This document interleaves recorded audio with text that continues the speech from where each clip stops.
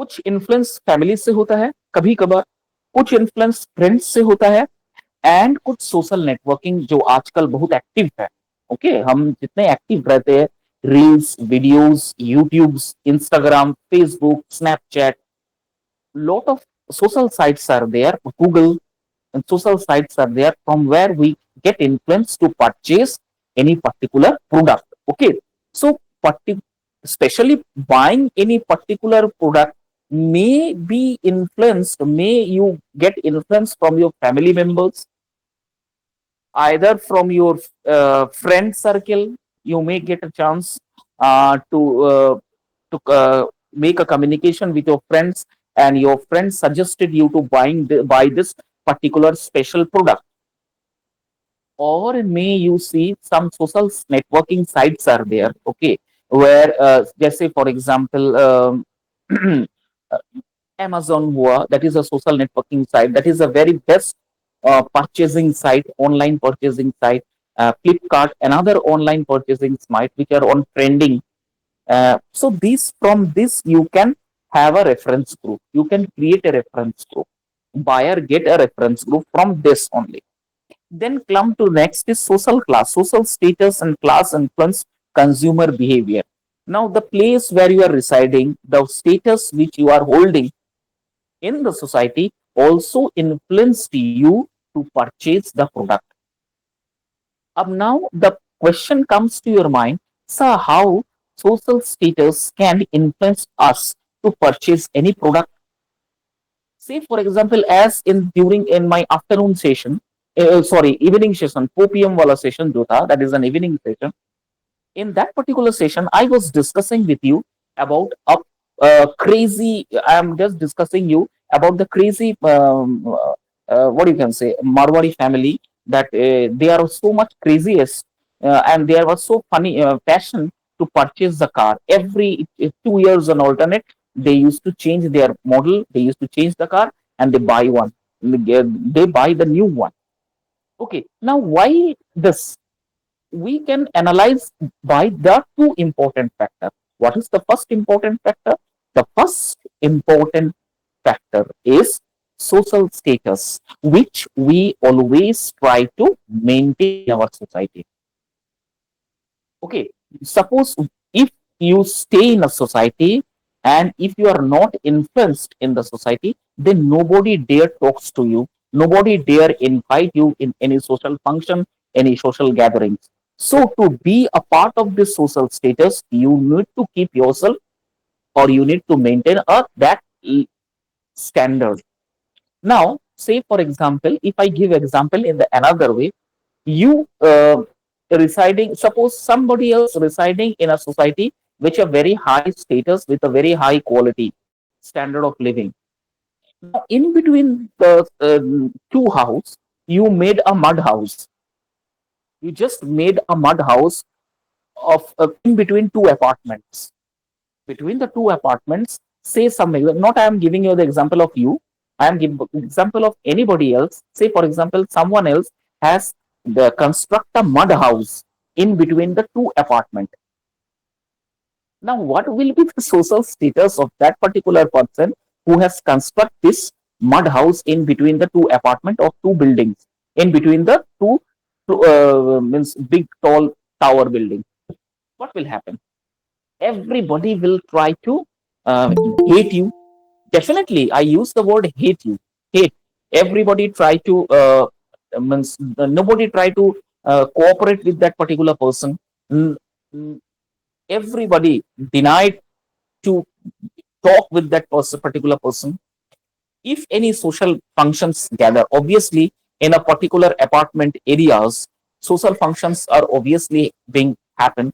So nobody try to talk with that particular person. You will, or that particular person will be kept aloof from the social functions. So to maintain that status, to maintain that social recognition, to get the social recognition, we need to, everybody need to maintain that social status. So the same way, purchasing good, na purchasing goods, purchase is also falls under this category. Purchasing good also falls in this category list, that to maintain the standard in the society, we need to have some standard in the society. There is another way I can explain you. Say, for example, there is no use of sofa in the house. Why? Because chairs are available. If you purchase a good quality chairs with a good cushions, okay, then there is a no use of using sofa in the house. But if any apartment, if any of your society people come to your house, visit your house, and they found that minimum requirements for a minimum standard to maintain in the society, the goods are not available.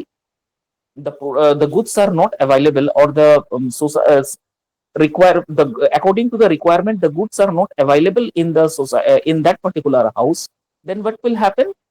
They will finally criticize you, that by saying that, oh, why you have not purchasing the sofa, so many chairs are there, unnecessary, it is means it is occupying more space, it better to buy a one set of sofa, that will be fine, it will be a social status, your house, your color of the house, your bed cover will be matching, and you will gain the social status. So this is sometimes what happen na, sometimes the people try to purchase keeping in mind the status of the society.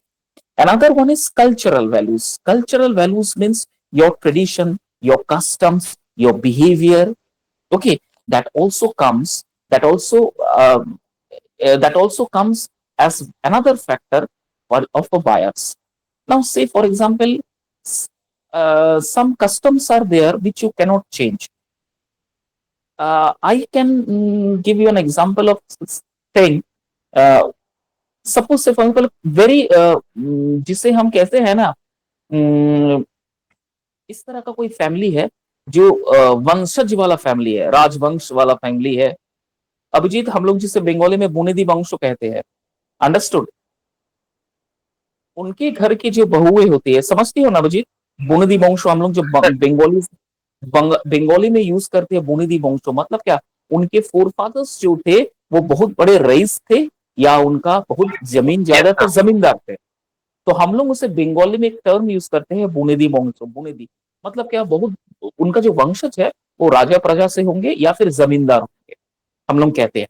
तो उनका घर में जितनी भी औरतें हैं, चाहे वो बहू के रूप में या माता पिता सास ससुर के रूप में, उनका way of style, way of wearing clothes will going to surprise you. ठीक है, वो अपने कस्टम्स को, ट्रेडिशंस को कभी नहीं भूलते हैं। For example, in the eve of Durga Puja you will find them, if you मतलब ये तो तुमको ये शायद कुछ बंगालीस कदमा में है जो कि वो ट्रेडिशन को मेंटेन करते हैं, लेकिन इनको अगर आप मेंटेन करना है ना, तो आपको प्रॉपर कैलकाटा जाना पड़ेगा। तनुजा, कभी कैलकाटा गई हो? Have you ever been to Calcutta during Durga Puja? कभी गई हो? No sir. कभी जिंदगी में कलकत्ता ही नहीं गई हो? एक बार जाके देखो। ठीक है, कभी एक बार जाके देखो। हाँ, at the time of during the Durga Puja. और कैलकाटा में ऐसा बहुत सा परिवार है जो कि इस ट्रेंड को फॉलो करते हैं, celebrating Durga Puja. Durga Puja is a very costly puja, 4 दिन वो मतलब षष्ठी, सप्तमी, अष्टमी, नवमी, दशमी, ये जो 4 दिन का पूजा होता है, it's very very huge costly, don't believe that. And apart from that, ये जो ट्रेडिशनल वाला जो फैमिलीज होते हैं, इनके घर में वो दुर्गा पूजा का पूजा करने का ट्रेडिशन, ट्रेंड चला आता है। और उनका ट्रेंड क्या है, वो जो साड़ीज पहनते हैं, the women wearing saris, they are of tant tant sari, बहुत कॉस्टली होता है, पहनना ही पड़ेगा। Apart from that, the jewelleries they are wearing, that is also expensive, वो ट्रेडिशन वाला ज्वेलरीज है। अगर आप कभी उनके घर जाइएगा, इस तरह का जो जमींदार है, उनके घर में जो वार्डरोब है, वॉल क्लॉक है, उनकी जो सिटिंग, उनके जो बेड्स है, उनके जो सिटिंग एरियाज है, यू विल सरप्राइज दैट वो एकदम जो सबसे मजबूत महंगा जो लकड़ी होता है, शाल लकड़ी, जो शाल, उनका टिम्बर से वो बनता है, वो टिम्बर से वो कंस्ट्रक्शन होता है, उस तरह का वो बेड या सिटिंग अरेंजमेंट, चेयर, ये सब बनता है, and they are well maintain. तो क्या है, कभी कभी तो वो लोग जब खरीदने के लिए जाते हैं ना कुछ ना, तो वो लोग ऐसा कुछ शॉप से जाते हैं। कलकत्ता में शॉप है, ट्रेंडिंग वाला शॉप, ट्रेंड्स वाला, पुराने जमाने का ट्रेंडिंग वाला जो शॉप है ना, ऐसा है जहाँ कलेक्शंस मिलता है।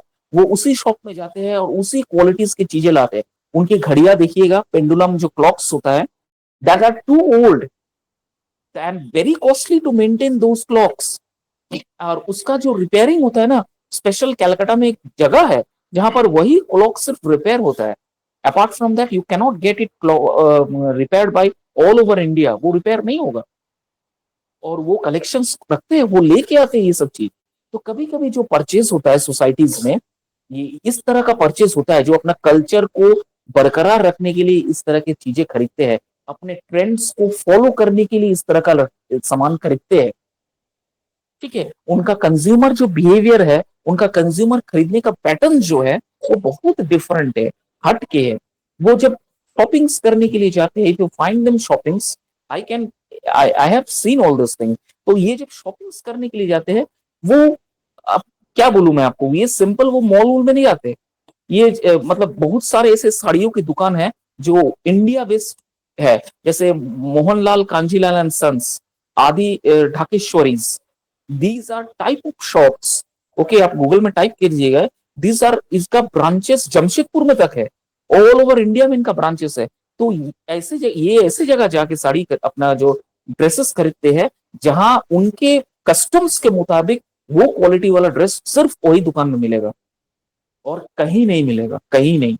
सो कभी कभी क्या होता है, अपना कल्चरल वैल्यूज को मेंटेन करने के लिए कंज्यूमर जो है, कभी कभी अपना ट्रेंड, ट्रेडिशंस, अपना कंज्यूम पहनाव को बरकरार रखने के लिए कभी कभी अपनी अपना जो परसेप्शन है, बाइंग परसेप्शन है, वो चेंज नहीं करते हैं, वही जगह से वही ट्रेंड को बरकरार रखते हैं और फॉलो करते हैं।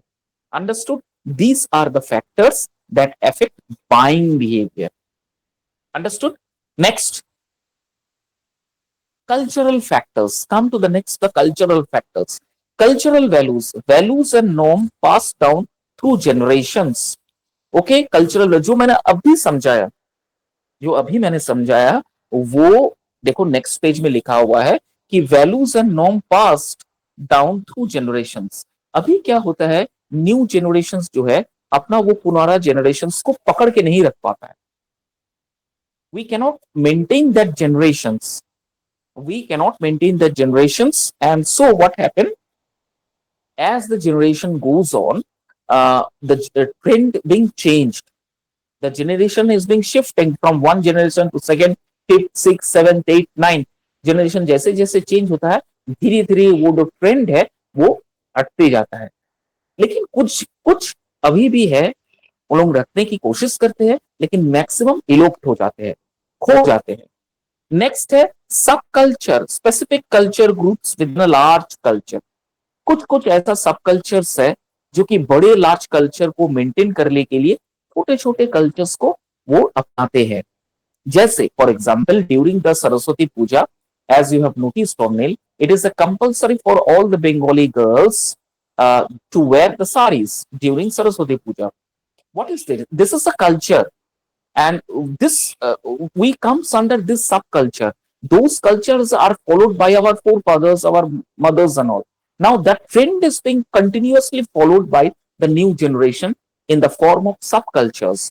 Now it's a compulsory for every one of us. In the Jamshedpur also, you can see all those things, that during Saraswati Puja, every girls had to wear a saris during Saraswati Puja. So what does it mean? According to the cultures that has been made and that has been prepared, it has been continuously followed. And now this part, some of the part of the cultural family maintain this by wearing saris to maintain the culture and subculture. Okay, to maintain the culture, large culture inside the subculture. तो वो large culture को follow करने के लिए अपने culture पे थोड़ा सा चेंज करते हैं। अभी तो ऐसा हो गया है कि जितने भी नॉन बेंगोलीज है, those who are not a Bengali communities, they even wear the saris during Saraswati Puja. Even जिस दिन नवरात्रि होता है, उस दिन अष्टमी के दिन अंजलि होता है, पुष्पांजलि दिया जाता है। At that particular point of time ये चीज आप देखिएगा, आप ऑब्जर्व कीजिएगा, then you can find out that cultures को कैसे मेंटेन किया जाता है, और इसके अंदर में जो जो सब कल्चर्स आता है, छोटा मोटा कल्चर जो आता है, इसका जो पार्ट है, वो भी आपकी इस जनरेशन को फॉलो करते हैं। Okay, so these are the cultures factors that affecting buying behaviour. Hope you understand. कोई डाउट है अब तक जो मैंने बताया? अच्छा ठीक है मैम, नेक्स्ट स्लाइड। हाँ sir. Now what are the factors affecting buying behaviour? Economic factor क्या है? सोशल हुआ, साइकोलॉजिकल हुआ, कल्चरल हुआ। अब आ जाते हैं इकोनॉमिक फैक्टर्स। क्या है economic factors? Income, disposable income influences purchase power, price sensitivity, consumers responsiveness to price changes. Okay, now disposable income influences purchasing power. Disposable income मतलब क्या है? Disposable का income का मतलब होता है the income which is not fixed, the income which is not fixed, the amount which is not fixed. Say for example the supervisors, or you can say the constructor, the builders, their incomes are just a disposable type of income. Some days the cash is coming unlimited, sometimes the cash are limited for them. So for them the purchasing power is unlimited. For them the purchasing power unlimited. What does it mean? If they want, जब उनके पास बहुत सारा cash है, उनके पास जब पैसा है, तो वो बड़ा सा कुछ खरीद लेते हैं। ठीक है, तो this is called the disposable income. इससे क्या होता है, उनका बाइंग जो नेचर है, according to the social, according to the status, वो डिफरेंट चेंज होते रहते हैं। देखिएगा, जो स्पेशल बिल्डर्स होते हैं, द कंस्ट्रक्टिंग, जिसमें जो कंस्ट्रक्शन में काम करते हैं, उनको देखिएगा बहुत सारा ज्वेलरीज वो पहनते हैं, हाथ में बहुत सारा रिंग्स हो गए, हाथ में सोने की चेन होंगे। कभी कभी देखिएगा वो सब फिर खोल के रख देते हैं, जब इनकम नहीं होता है वो रख देते हैं, जब इनकम बहुत सारा होता है बना के पहन लेते हैं। तो ये this type of income are called disposable income. तो इनमें क्या होता है, इनको एक्सपेंसेस करने में, खर्चा करने में उतना ये नहीं लगता है। वो जानता है कि मेरा पैसा जब भी आएगा मैं रिकवर कर लूंगा, इसलिए वो उसी तरह से वो खर्चा करते हैं। ठीक है, नेक्स्ट है price sensitivity, consumers responsiveness to price changes.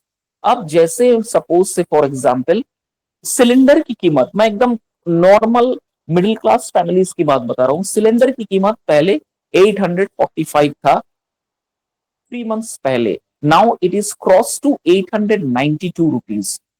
तो ये थोड़ा सा सेंसिटिविटी होता है। जब हम लोग को आके बोला जाता है कि सिलेंडर का दाम बढ़ गया, तो हम लोग थोड़ा सा सेंसिटिव हो जाते हैं, अरे बाप रे, अचानक से दाम इतना बढ़ा दिया, कैसे करेंगे। एवरी फैमिलीज में ये होता है, जब भी कोई भी प्राइस का थोड़ा सा दाम बढ़ जाता है, हमने थोड़ा सा वो फील करते हैं, we use to feel the changing, और हम कुछ तुरंत उसका एक्शंस या रिस्पॉन्स देते हैं।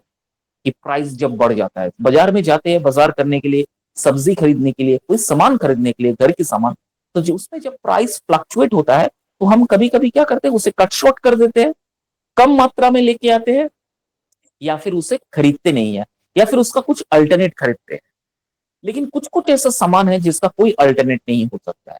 जैसे फॉर एग्जाम्पल पोटैटो, पोटैटो का कोई अल्टरनेट तो है नहीं, पोटैटोज को तो आपको कंज्यूम करना ही पड़ेगा, we need to consume potatoes.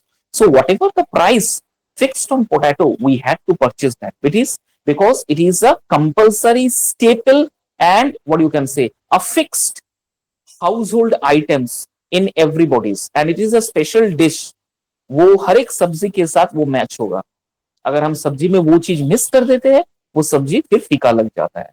तो जिसकी वजह से वो सेंसिटिव ऐसा चीज है, इतना सेंसिटिव चीज है कि मतलब ये आलू, कि जब प्राइस बढ़ा हुआ रहता है तो हमें बहुत टेंशन होता है, अब कितना करेंगे, कैसे चलाएंगे। जब प्राइस घट जाता है तब कोई फिक्र नहीं होता है। ठीक है, समझ में आ गया। तो these are the economic factors, क्योंकि हमें पता है प्राइस जब बढ़ेगा तो हमारे पर्स के ऊपर प्रेशर आएगा, हमारी इनकम के ऊपर प्रेशर आएगा, because there is no other second sources of income in the middle class family. Middle class families जो डेली ऑफिस जाते हैं, घर आते हैं, उनका सेकेंड सोर्स ऑफ इनकम तो है नहीं ना। और क्या कर सकते हैं, कच्चा पैसा, ब्लैक मनी, ये सब तो नहीं है रेगुलर सोर्स ऑफ इनकम। तो थोड़ा भी प्राइस जब इधर उधर हो जाता है, हमारे जैसे मिडिल क्लास फैमिलीज को थोड़ा सा चिंता हुई। This is called price sensitivity, economic factors. समझ में आया? Clear, ma'am? Next slide. Now, factors affecting buying behavior, environmental factors. What are the environmental factor? Let us understand. Number one is physical environment. What is that? Store atmosphere, packaging and product design. ठीक है, कभी कभी physical environment क्या होता है? Store atmosphere, packaging and product designing. ये actually the part is, some part इसका consuming का पार्ट है, सम पार्ट इसका स्टोर वाला जो सेलर है उनका पार्ट है. ठीक है, बिजनेसमैन वाला पार्ट है और कुछ कस्टमर वाला पार्ट है. जैसे for example store atmosphere. What is the meaning of store atmosphere? जैसे for example big big warehouses में जो पुराने गुड्स पड़ा हुआ रहता है, कोल्ड स्टोर में जो गुड्स हम पैक करके रखते हैं, क्योंकि ऑफ सीजन में जब ये ऑफ सीजन चलेगा हम इसको बेचेंगे और ज्यादा से ज्यादा प्राइस लाए खरीदेंगे. ओके, ये एक एनवायरमेंटल फैक्टर है और इसका इफेक्ट जो है कस्टमर के ऊपर डेफिनेटली गिरता है. अगर आप ऑफ सीजन में कुछ ऐसा फ्रूट्स आप खोजिएगा जो ऑफ सीजन में मिलना मुश्किल है, वो फ्रूट्स अगर आप मंगवाइएगा, फ्रूट्स हो चाहे कोई भी एडिबल प्रोडक्ट्स हो, ऑफ सीजन अगर आप मंगवाइएगा तो उसका प्राइस जो है हाई होगा and according to that environment के रिलेटेड वो उस समय अवेलेबल नहीं रहता है, जिसकी वजह से जो बाइंग कैपेसिटी है ऑफ अ कस्टमर वो फ्यू हो जाता है. कभी कभी पैकेजिंग के ऊपर भी हम लोग का फैक्टर्स अफेक्टिंग होता है. कुछ कुछ ऐसी चीजें हैं जो फैक्टर्स जो है, जो पैकेजिंग के ऊपर हम लोग ज्यादा से ज्यादा क्रेजी हो जाता है. जैसे for example when we purchase the Amazon products, online purchase, not only Amazon, every online purchasing, the way they are packaging na, really it's fantastic, as if some big gifts inside it coming. We try to we try to unbox it a very fast, okay, as if some precious things are there. Such a craziest way they used to pack. तो इसका भी एक factors हमारे buyers के ऊपर पड़ता है, packaging factor. Next है product design. That is most important part, the way the product is design. अंदर क्या है पता नहीं, लेकिन उनका पैकेजिंग, उनका डिजाइनिंग इतना सुपर्ब है, फैंटास्टिक है कि आप जैसे ही देखोगे आपको आंखों में भा जाएगा, आंखों में भा जाएगा. तो क्या है, प्रोडक्ट्स, कुछ कुछ ऐसा प्रोडक्ट्स होता है जो कि एनवायरमेंटल रिलेटेड होता है और जिसका सीधा असर कस्टमर के परसेप्शन में पड़ता है. नेक्स्ट है digital environment. What is online presence, social media and digital marketing.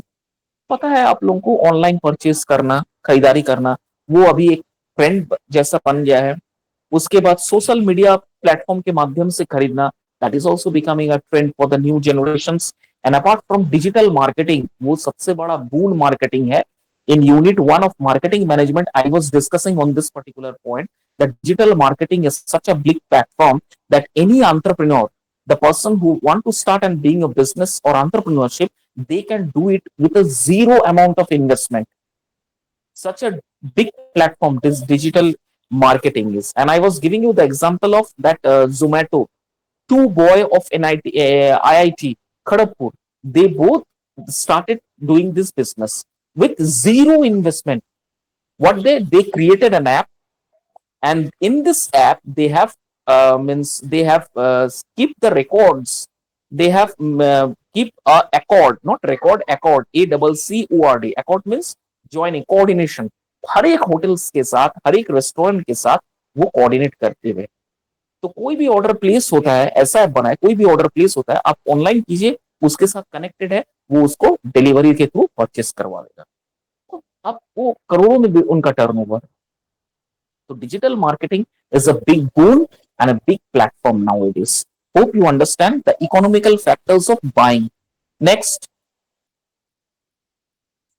what are the stages of buying process? कितना stages है buying process का? different stages क्या है? You need to understand. The buying process typically involve 5 key stages. Number 1, problem recognition. Number 2, information search. Number 3, evaluation of alternative. Number 4, purchase decisions and post purchase behavior. Understanding these stages help business tailor their marketing effort and understand customer need at each point of process. ये सब points मैंने discuss कर दिया है, मैं थोड़ा सा outline आपको बता देता हूँ. The buying process typically involve 5 की स्टेजेस. बाइंग प्रोसेस जो होता है वो 5 स्टेजेस में डिवाइडेड किया हुआ है. पहला है प्रॉब्लम रिकॉग्निशन. मैंने पहला वाला जो बाइंग प्रोसेस का डेफिनेशन बताया था उसमें ये लाइन मेंटेन था. Problem recognition, whenever you recognise the problem that is going on that basis only we purchase the goods. जब उसकी जरूरत हमें पड़ता है कि ये है, अभी इसे प्रॉब्लम थोड़ा सा हो रहा है, जरूरत है मुझे, तब जाके हम उस चीज का खरीदारी करते हैं. तो बाइंग वाला डेफिनेशन में दिखेगा वहां पर प्रॉब्लम रिकॉग्निशन को दिया हुआ है. उसके बाद मैम वो वाला क्या हुआ, चेंज क्यों कर दिए?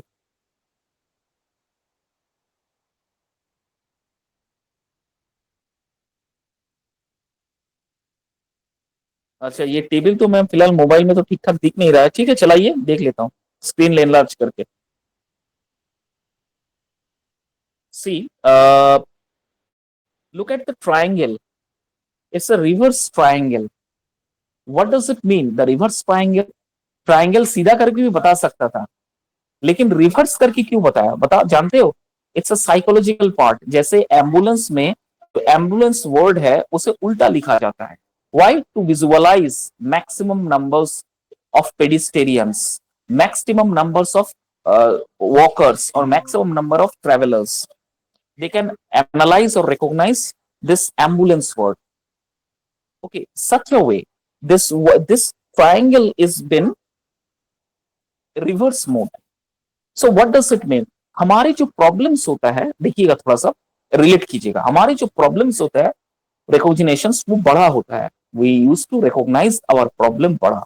उसके बाद नेक्स्ट है इंफॉर्मेशन सर्च, थोड़ा सा छोटा हो जाता है. Information we not done in a big scale, information नहीं करते, वो थोड़ा सा लिमिटेड रिसर्च हम लोग करते हैं. फॉर एग्जाम्पल ऑनलाइन हमारे फ्रेंड सर्कल, हमारे कुछ कॉलीग्स, हमारे कुछ सोशल फ्रेंड्स, हमारे कुछ मोटिवेटर्स और या फिर कुछ जान पहचाने जो होते हैं सोसाइटीज में उनसे, तो थोड़ा सा सर्कल छोटा हो गया.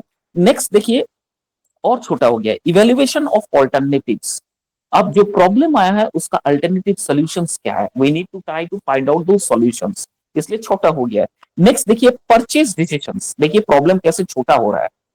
उसके बाद परचेज डिसीजन, उसके बाद we try to purchase, we try to take the decisions of purchasing. जैसे ही परचेजिंग हम लोग करते हैं देखिएगा प्रॉब्लम छोटा हो गया, और एट लास्ट जब पोस्ट परचेज हो जाता है तो प्रॉब्लम सॉल्व हो जाता है. that is the why this triangle is shown in a reverse way. तो क्या होता है, हमारे प्रॉब्लम्स बड़ा होता है, लेकिन जैसे ही प्रॉब्लम्स का सॉल्यूशंस हम फाइंड आउट करते हैं वो छोटा पड़ते जाता है. हमारे एक्चुअल लाइफ में भी अगर इससे हमें सीख मिलता है, problems comes in a big way.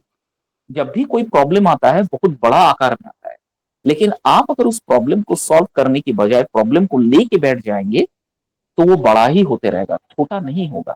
हमेशा याद रखिएगा प्रॉब्लम के साथ सॉल्यूशंस ऑटोमेटिकली आता है, but the point is you need to find out the solutions of it. What is the other alternative of this problem. इसीलिए ट्राइंगल को reverse किया हुआ है. The problem is big, information small होते गया, evolution of alternative small होते गया, purchase decision small, purchase जैसा ही हो गया प्रॉब्लम खत्म की बराबर हो गया. जैसे ही परचेज होके हम उस चीज का यूज कर रहे हैं प्रॉब्लम फिनिश हो गया. फिर एक नया प्रॉब्लम, फिर एक नया डिसीजन, फिर एक नया ऑल्टरनेटिव सर्च, फिर एक नया परचेज, फिर एक नया पोस्ट परचेज. इस तरह से प्रॉब्लम खत्म होता है. Understand, this is called the consumer buying behaviour process. समझ में आ गया? Yes, अच्छा, sir. stages of buying process. Number one, problem recognition. This is the initial stage where a consumer realize they have a need or problem that a product or service can solve. Okay. Next है the initial stage. अच्छा, वो जो मैंने explain किया है ना उसके बाद वाला यही क्या है, वही देखो. This is the initial stage where a customer realise that they need that they have और नीड अ प्रॉब्लम. उसके जरूरत है, उसे प्रॉब्लम में है। नेक्स्ट है that problem service can be solved. This can be triggered through internal stimuli like feeling hungry or external stimuli like seeing an advertisement. ये दो तरह से आप ये हंगर को रिजॉल्व कर सकते हैं। ये भूख जो है, हमारा जो क्रेजी पैशन जो है, ये दो तरह से बढ़ता है, internal stimuli and external stimuli. Internal stimuli जो होता है फीलिंग्स, फीलिंग्स जब बढ़ जाता है कि I need to purchase this particular product, वो फीलिंग्स मन में, हंगर, उसके फिर हंगर बढ़ जाता है, उसको मतलब भूख बढ़ जाता है, खरीदना ही है, चाहे वो इंस्टॉलमेंट में ही खरीदे, जीरो डाउन पेमेंट से ही खरीदे, लेकिन खरीदूंगा जो भी प्राइस ले, वो हंगर है। या फिर कभी कभी क्या होता है एक्सटर्नल स्टिमुली, एक्सटर्नल से बाहरी वाला जो स्टिमुली होता है, स्टिमुली का मतलब होता है क्विक रिस्पॉन्स। वो कभी कभी क्या होता है कुछ एडवर्टाइजमेंट देख के वो मन में आ जाता है। ठीक है, नेक्स्ट है इंफॉर्मेशन रिसर्च। नेक्स्ट है information search. Once a need is recognised, the customer begins to gather information about potential solutions. Okay, this might involve online research, taking to friend or consulting experts. Once a need is recognized, जब हमारे need को हम recognise कर लेते हैं, तब customer begins with gather information. जब पता चल जाता है कि ये पर्टिकुलर प्रोडक्ट हम जब खरीदेंगे तब हमारा प्रॉब्लम सॉल्व होगा, तब क्या होता है हम इंफॉर्मेशन गैदर करने लगते हैं। तब हम इंफॉर्मेशन गैदर करने लगते हैं, तब हम इंफॉर्मेशन गैदर कर लिए, उसके बाद क्या होता है हमारे सॉल्यूशंस की तरफ हम धीरे धीरे बढ़ने लगते हैं। We find the solution slowly and after that this involve online research. Online research मतलब ऑनलाइन मार्केटिंग रिसर्च हम करने लगते हैं कि और क्या ऑनलाइन प्रोसेस है जिससे हम खरीद सकते हैं, एंड फाइनली इसका रिपोर्ट्स, और फाइनली वो चीज को हम परचेस कर लेते हैं। So these are the stages of buying process. Understood? These are the stages of buying process. Next, stages of buying process का थर्ड स्टेज है इवेल्युएशन ऑफ ऑल्टरनेटिव। वो जो मैंने बताया आपको, उसके बाद हम ऑल्टरनेटिव खोजते हैं कि इसके अलावा ये प्रॉब्लम, इसका अल्टरनेटिव सॉल्यूशंस क्या है, what is the alternative solutions of it. जैसे ही वो सर्च आउट हो जाता है, हम परचेज डिसीजंस में आ जाते हैं कि ठीक है, ये अल्टरनेटिव डिसीजंस का एक ही उपाय है, हमें कुछ इसके लिए खरीदना पड़ेगा। और जैसे ही हम खरीद लेते हैं, वो फाइनली हमारी वो जो प्रॉब्लम है वो सॉल्व हो जाते हैं। ठीक है, this is the stage of buying process. Next हो गया मैम? नेक्स्ट मैम ये हो गया? यस। ऑर्गेनाइजेशनल बाइंग बिहेवियर क्या है? Organizational buying behavior, also known as industrial or business to business buying. This is the process by which organization purchase goods and services from their operations and production. It is a complex decision-making process that involves multiple individuals and factors, unlike consumer buying, which is often more personal and emotional. अब अभी तो हम अब तक तो हम consumer buying behaviour पढ़ रहे थे, अब थोड़ा सा ऑर्गेनाइजेशनल बाइंग बिहेवियर के बारे में जानते हैं। ऑर्गेनाइजेशन कैसे अपना बाइंग बिहेवियर या प्रोसेस करते हैं। पहला, organisational buying behaviour known as industrial और बाइंग और business to business buying. Organisations जो होते हैं वो बिजनेस टू बिजनेस, सपोज से एक कंपनी दूसरे कंपनी से खरीदते हैं, एक बिजनेसमैन दूसरे बिजनेसमैन से खरीदारी करते हैं। क्यों करते हैं? बिकॉज वो अपना जो ऑपरेशन है, प्रोडक्शन ऑपरेशन, सेल्स ऑपरेशन, उसको कंटिन्यू रखने के लिए। और ये जो डिसीजन होता है ये थोड़ा सा कॉम्प्लेक्स डिसीजन होता है। क्यों? Because consumer buying which is often, क्योंकि कंज्यूमर बाइंग कभी कभी क्या होता है थोड़ा सा इमोशनल और थोड़ा सा पर्सनल हो जाता है। कैसे?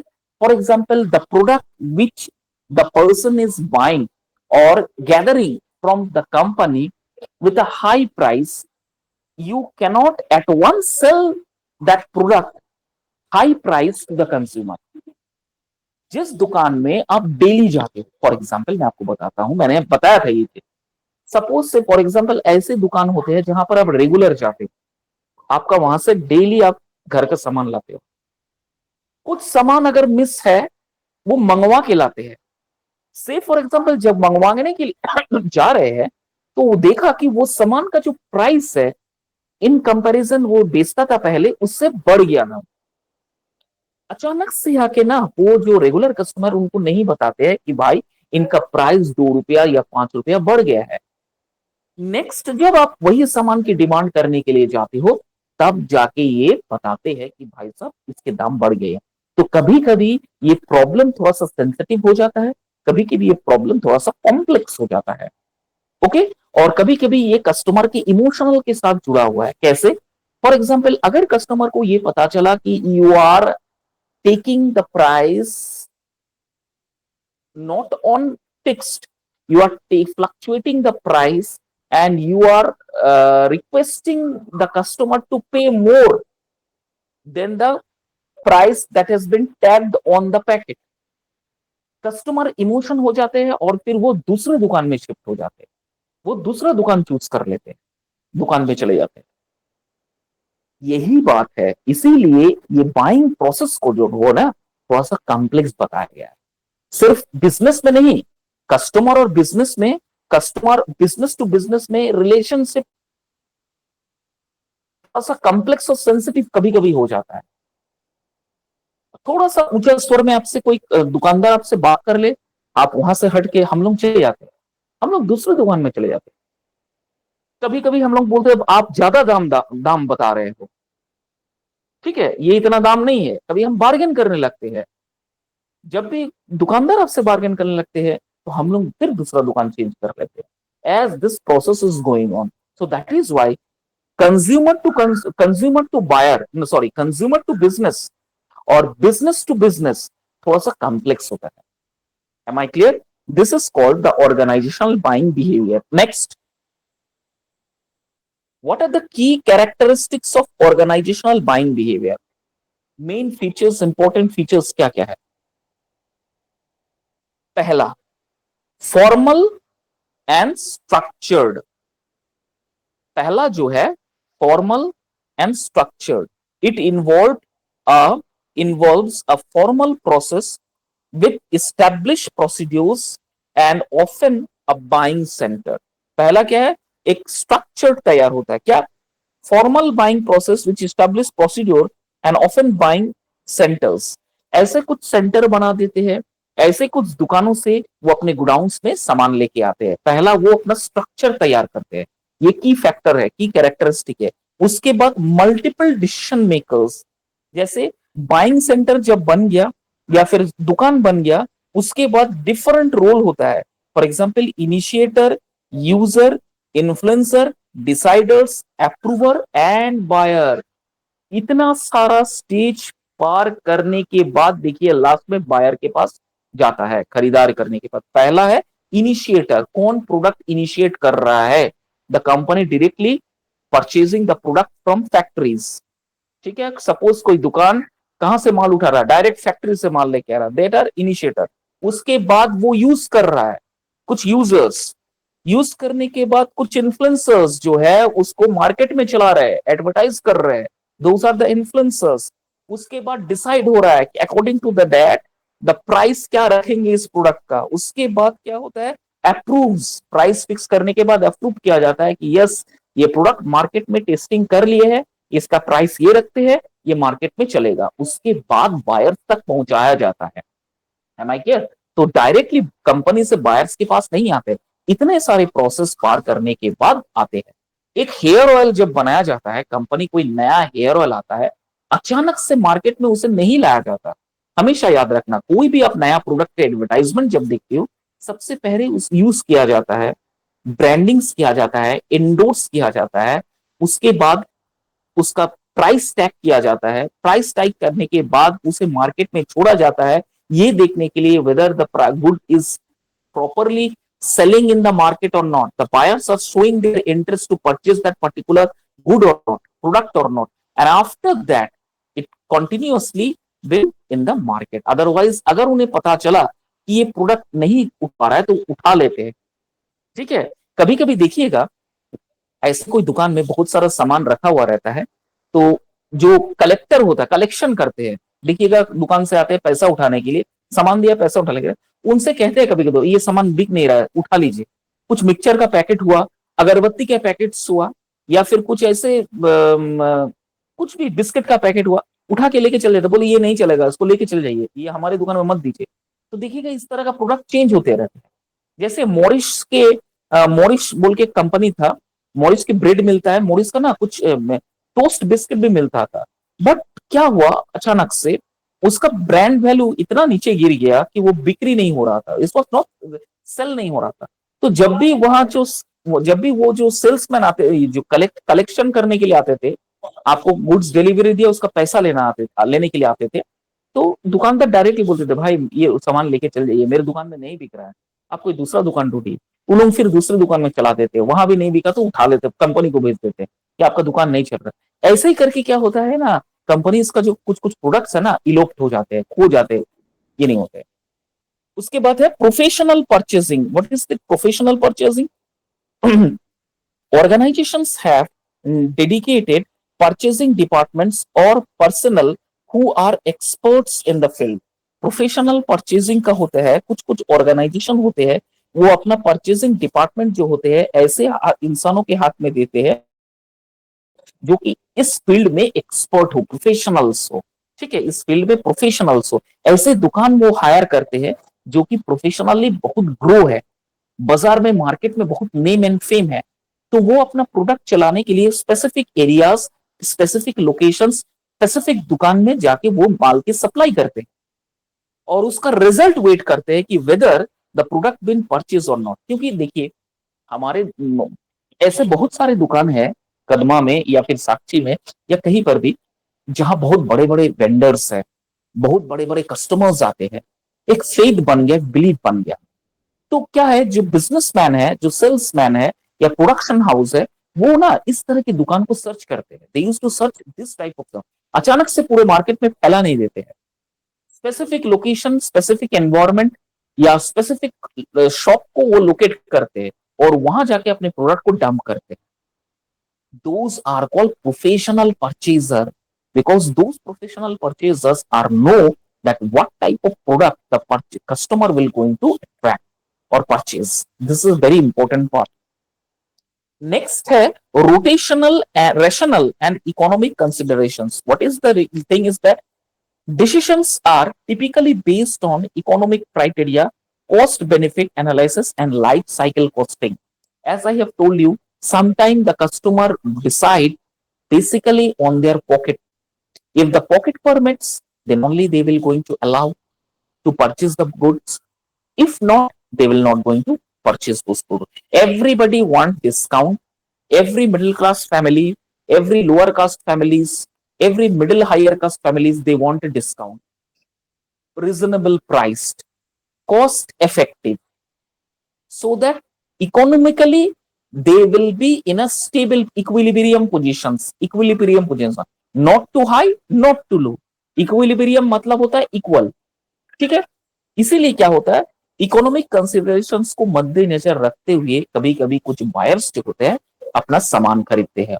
और यही नहीं, कभी कभी बिजनेसमैन भी कस्टमर को दिमाग में रखते हुए, उनके जहन में रखते हुए ऐसा कुछ प्रोडक्ट्स लेके आते हैं।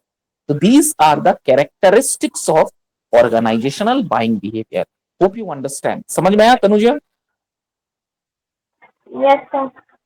नेक्स्ट आ जाइए ma'am. What are the key characteristics of organizational buying behavior? Characteristics. What are the key characteristics? अच्छा यही चल रहा है, ओके, सॉरी। और That's points, on 8 and 9 also. Okay, so 9 points है। उसके बाद देखिए लॉन्गर डिसीजन मेकिंग प्रोसेस।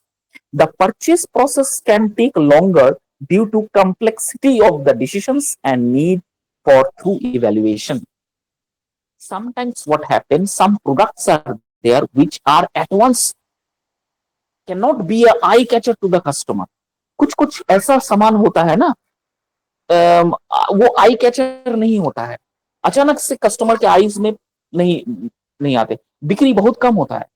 तो उसको ना लॉन्ग डिसीजंस लेने में या लॉन्ग, मतलब you need to stay calm and quiet for a long time, धीरे धीरे उसका बढ़ता है। जैसे कुछ फिल्म, ऐसा कुछ फिल्म है, मैं इसको रिलेट करता हूँ, फिल्म है जो बॉक्स ऑफिस में पहला दिन एकदम इनकम नहीं किया, दूसरा दिन एक हफ्ता कोई इनकम नहीं, लेकिन अचानक से धीरे धीरे धीरे धीरे सेकेंड वीक से वो स्टे पढ़ने लगा और ब्लॉकबस्टर हो गया, है ना।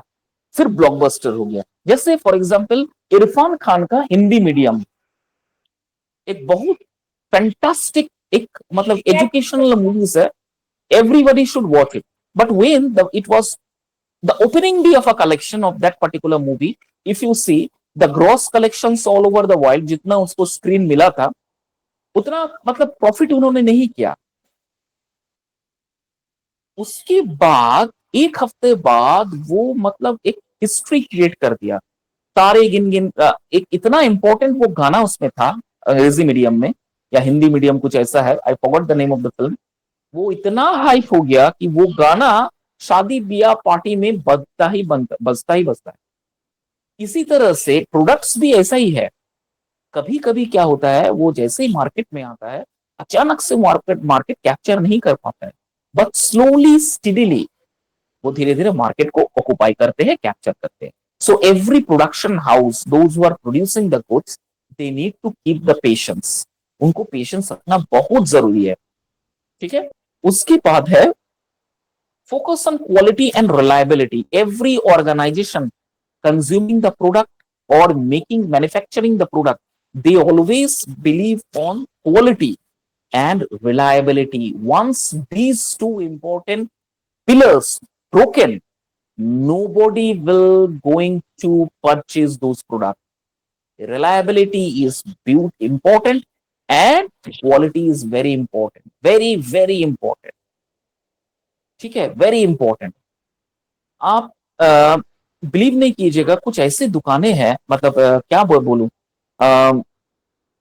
क्या बोलूं, ये दुकानें हैं आपका, जैसे वो परफ्यूम वाला दुकान, कॉस्मेटिक्स, सॉरी, कॉस्मेटिक्स दुकान के आउटर में एक अलमीरा लगा हुआ है। बिग बिग कस्टमर, बिग ये कॉस्मेटिक दुकान है, बिस्टपोर्ट, बाहर में एक अलमीरा रखा हुआ है एंड अनबिलीवेबल, जितना पुराना सा पुराना प्रोडक्ट नहीं चल रहा है ना, वो शोपीस की तरह सजा के रखा हुआ है, शोपीस की तरह सजा के रखा हुआ है। तो what does it mean? It means हमें बताते हैं कि हर एक चीज जो है ना वो सोना नहीं होता है, और हर एक प्रोडक्ट्स जो होता है वो गोल्ड नहीं होता है। वो पूरा सजा के रखा हुआ है। बहुत सारा पामोलिव क्रीम, पामोलिव एक आया था, फेस क्रीम, फेस वॉश, वो सब पुराना पुराना एकदम कब का है, वो सजा के रख दिया है, चलता ही नहीं है, ये सब रख दिया है। हम बोले, हम पूछे फेंकते क्यों नहीं है ये सब प्रोडक्ट, ला के जमा करके रख दिया आप, ऐसा काहे फेंकेंगे? इंसानों को सीख लेना चाहिए। हमने कहा है जब भी नया प्रोडक्ट आता है फटाफट उसी के पीछे पड़ा रहता है। उनका कहने का मतलब है थोड़ा टाइम तो दीजिए।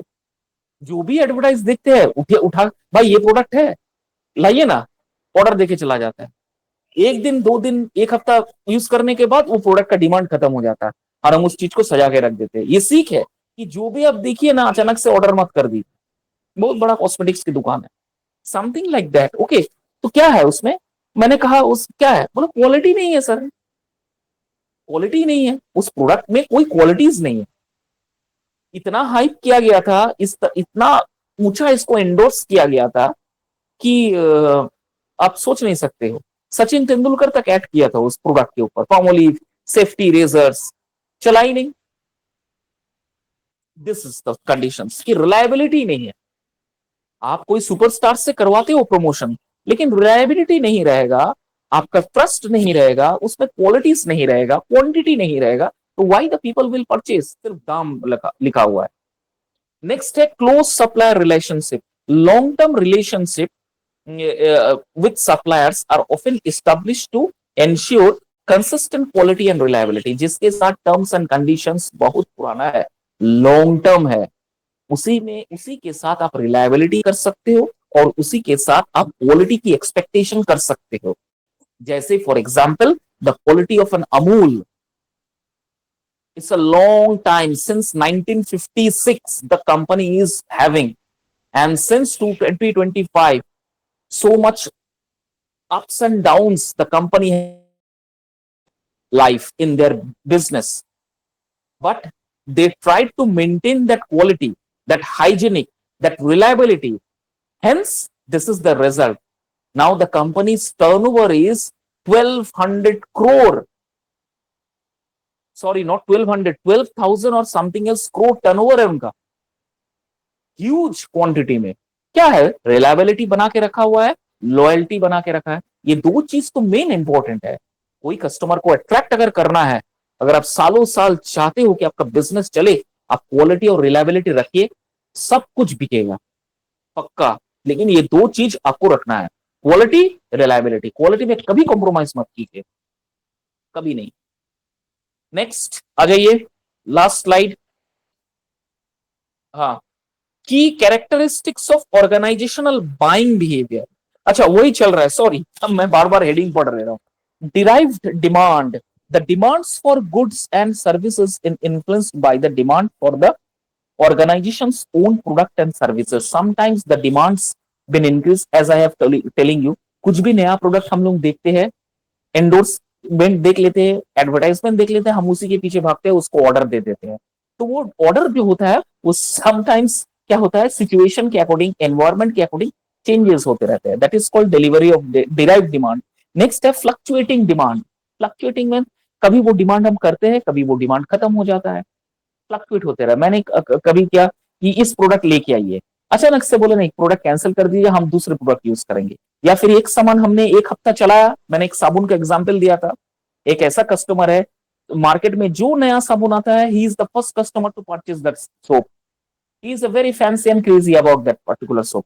देखा है मैंने, वो आते हैं, भाई कुछ नया साबुन उबुन आया क्या, ये आया है, दीजिए, लेके जाते हैं। Fluctuate, every time the demand is changing. So this type of customers जो होते हैं, these are fluctuating customers. And इनका जो प्रोडक्शन होता है, या इनका जो नीड्स होता है, या अदर फैक्टर्स होता है, ये कभी स्टेबल नहीं रहता है, कभी स्टेबल नहीं होता है। इसीलिए इस तरह का कस्टमर को हैंडल करने के लिए ऑर्गेनाइजेशंस क्या करते हैं, इसको 2% या 1% में रखते हैं। ऐसा कस्टमर 2% 1% है जो रेगुलर बेसिस पे अपना डिजिटल चेंज करते हैं। Am I clear? So this are the important key characteristics of organization behaviour. यहाँ खत्म होता है। क्लियर है? समझ में आ गया? Yes sir. Any sir doubt आज अभिजीत? हाँ हाँ, मुझे मालूम है सर, आज इतना ही रहना है, मुझे मालूम है, मैं इतना ही रह रहा हूँ, आई नो। मैं भी तो स्टूडेंट से ही टीचर बना हूं ना, तो आई नो आप लोगों का कितना